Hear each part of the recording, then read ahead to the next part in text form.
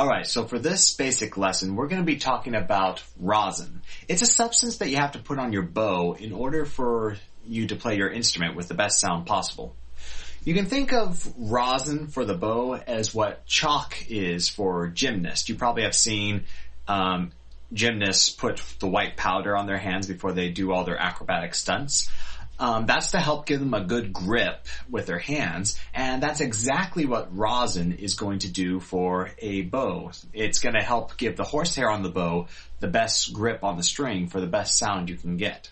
Now, there's many, many, many brands of rosin out there, and they come in very different styles.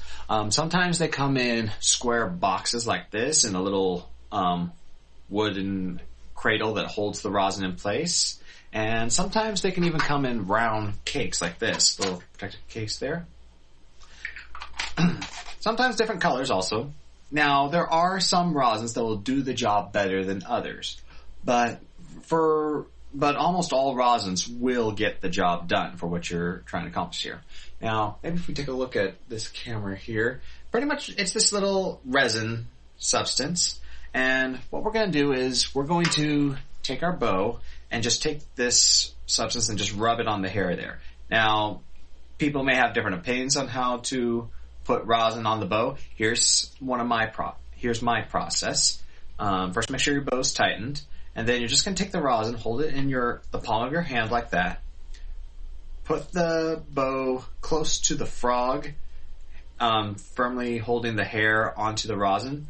Then take your fingers, curve over the stick, and then just draw the bow through the rosin, just like this. You're applying just enough firm pressure to make the rosin rub off onto the horsehair there. Just like that. Oh. And sometimes rosin does break over time. That's one of the things that happens.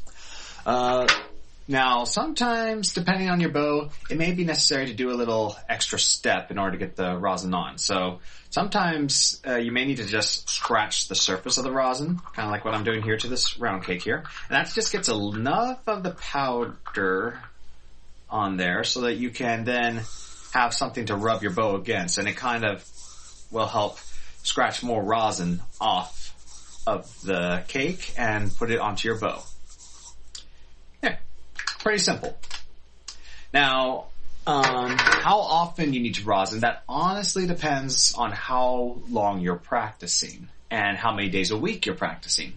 If most beginner students, they probably will be practicing for 20 to 30 minutes a day and maybe for 4 to 5 days a week. If that's as often as you're practicing, I would recommend maybe putting the rosin on your bow twice a week. Some students will be practicing more. When I was in college, I was practicing 3 to 5 hours a day, 6 days a week, and sometimes I was needing to put rosin on every day. So it really does depend on how much you're practicing and how long you're practicing for.